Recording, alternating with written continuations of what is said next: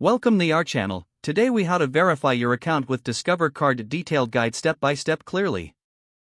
To verify your account with Discover Card, start by visiting the official Discover website. Locate the sign in button at the top right corner of the home page. Click on it to access the login page. If you already have an account, enter your username and password. If you're a new user or need to create an account, click on the register link.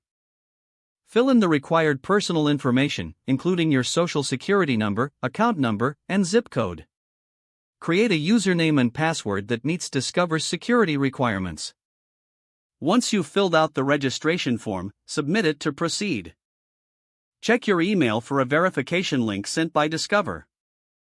Open the email and click the verification link to confirm your account. Return to the Discover website and sign in using your newly created credentials. If prompted, set up additional security features such as two-factor authentication. This adds an extra layer of protection to your account. After verifying your email, you may want to verify your identity further.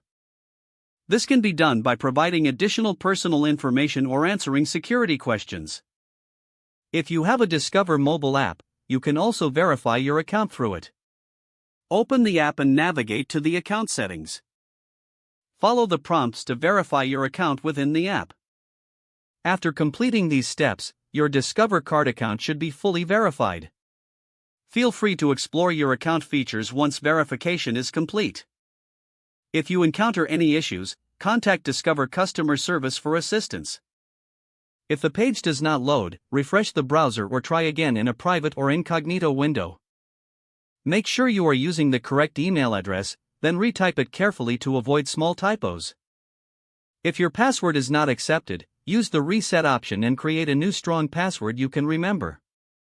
Check your spam folder for verification or security emails, then complete any requested confirmation steps.